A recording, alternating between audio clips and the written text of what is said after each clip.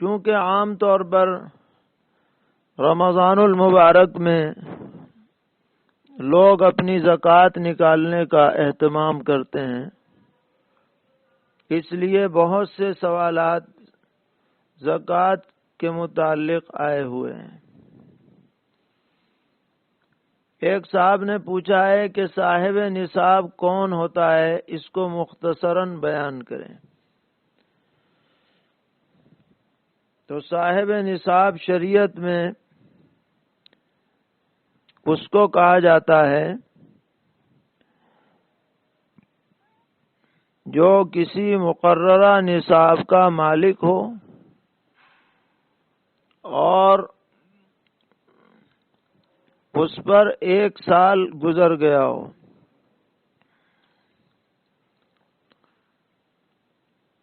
جانوروں کا نصاب الگ ہوتا ہے، کھیتی باڑی کا نصاب الگ ہوتا ہے۔ ہمیں جو اس وقت بیان کرنا ہے وہ مالی نصاب کے سلسلے میں ہے۔ تو مالی نصاب میں سونے کا نصاب 7.5 تولہ، جس کا موجودہ اوزان کے اعتبار سے 83 گرام وزن ہوتا ہے، اور چاندی کا نصاب 52.5 تولہ پرانے وزن کے اعتبار سے اور نئے وزن کے اعتبار سے 613 گرام۔ اور جو آدمی تجارت کر رہا ہے اس تجارت کا جو مال ہوتا ہے اس مال کی قیمت لگائی جائے گی۔ اگر وہ چاندی یا سونے میں سے جو کمتر نصاب ہے اس کی قیمت کو وہ مال پہنچ جائے تو اسی کو نصاب قرار دیا جائے گا۔ مثلا مال تجارت 613 گرام چاندی کی قیمت کو پہنچ گیا تو وہ نصاب سمجھا جائے گا۔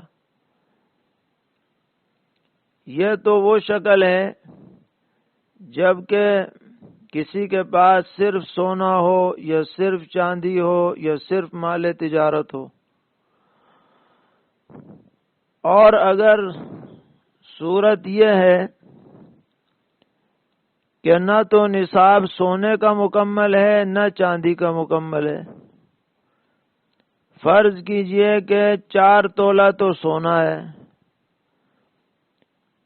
اور 25 تولہ چاندی ہے، یا اس سے کم و بیش، اس سے فرق نہیں پڑتا، یہ تو صرف سمجھانے کے لیے ہے۔ تو اب شریعت کا حکم یہ ہے کہ دونوں کی قیمت لگا لی جائے، 4 تولہ سونے کی قیمت لگاؤ اور 25 تولہ چاندی کی لگاؤ، اور جب دونوں کی قیمت نکل کر کے آ جائے تو یہ دیکھا جائے کہ کم سے کم کس نصاب کو یہ قیمت پہنچ رہی ہے۔ تو ہمارے موجودہ احوال کے اعتبار سے چونکہ چاندی کا نصاب کم ہوتا ہے تو یہ کل کا کل مال جو ہے وہ چاندی کے نصاب سے جوڑا جائے گا۔ تو اس بات کو نظر میں رکھتے ہوئے آج کی تاریخ میں جن گھروں کے اندر کچھ سونا ہو اور کچھ چاندی ہو، بہت سی خواتین کے پاس پورا 7.5 تولہ نہ تو سونا ہوتا ہے نہ پوری 52.5 تولہ چاندی ہوتی ہے، دونوں کچھ کچھ ہوتے ہیں، کچھ یہ کچھ یہ۔ تو اب وہ دونوں کو ملا کر کے جوڑیں گی اور پھر قیمت لگائیں گی، اور قیمت جو کم سے کم نصاب کو پہنچ جائے گی اس میں 1000 میں 25 روپے کے حساب سے اور 1 لاکھ میں 2500 کے حساب سے زکوٰۃ ادا کی جائے گی۔ اور جو حکم مال تجارت کا ہے وہی روپے پیسے کا بھی ہے۔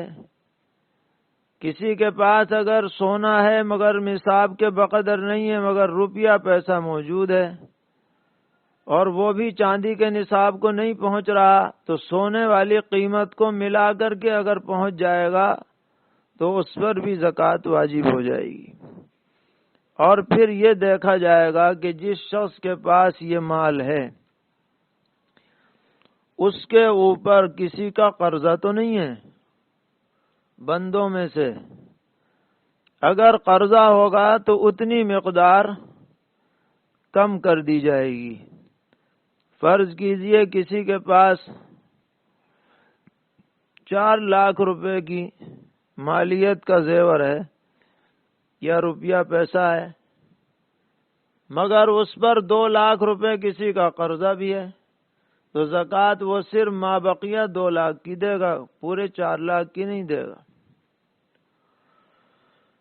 اور اگر اس کا دوسروں پہ قرضہ ہے اور اس قرض کی واپسی کی امید بھی ہے کہ وہ واپس ملے گا، تو اس بارے میں حکم یہ ہے کہ جب ملے گا، جب ادائیگی اس کے اوپر ضروری ہوگی۔ لیکن اگر ابھی بھی حساب لگا کے زکوٰۃ دے دے تو اس کی زکوٰۃ بھی ادا ہو جاتی ہے۔ اور اس بارے میں مزید تفصیلات ہیں جو کتابوں میں لکھی ہوئی ہیں، ان کا مطالعہ کرنا چاہیے۔ جو حضرات زکوٰۃ ادا کرتے ہیں انہیں چاہیے کہ ایسی کتابیں جن میں زکوٰۃ کے مسائل تفصیل سے لکھے گئے ہیں ایک مرتبہ ان کا مطالعہ کر لیا کریں تاکہ سب چیزیں ان کی نظر میں آ جائیں۔ ایک صاحب نے پوچھا ہے کہ موجودہ تولہ 10 گرام کا ہوتا ہے، قدیم 12 گرام کا ہوتا تھا، تو اب یہ بحث کرنے کی ضرورت نہیں ہے کیونکہ ہم نے گرام کے حساب سے آپ کو نصاب بتا دیا، اب تولے میں پڑھنے کی ضرورت نہیں۔ اب تو آپ گرام میں دیکھیے کہ 83 گرام سونے کا ہے اور 613 گرام جو ہے وہ چاندی کا ہے، یہ نصاب بنتا ہے۔ ایک صاحب نے پوچھا ہے کہ ہومیوپیتھک دواؤں کی زکوٰۃ کیسے نکالی جائے، یعنی دکان ہے ان کی ہومیوپیتھک دواؤں کی، تو زکوٰۃ میں حساب کیسے لگایا جائے۔ مثلا دوا کی تھوک قیمت 80 روپے ہے اور اس پہ جو قیمت لکھی ہوئی ہے وہ 150 روپے ہے، تو ہمیں زکوٰۃ کس قیمت کے اعتبار سے دینی ہوگی، یعنی خرید کی قیمت سے یا فروخت کی قیمت سے؟ تو اس کا جواب یہ ہے کہ آپ کی دکان پر جو دوا عموماً جتنے روپے میں بیچی جاتی ہے وہی قیمت اوسطاً لگا لی جائے۔ اگر وہ 150 میں بیچی جاتی ہے تو وہی لگائیے، اور اگر آپ اس سے کم میں بھی بیچ دیتے ہیں، 140 میں بیچ دیتے ہیں، 125 میں بیچ دیتے ہیں، عموماً جتنے میں بیچتے ہیں وہ پوری قیمت آپ کو لگا لینی چاہیے۔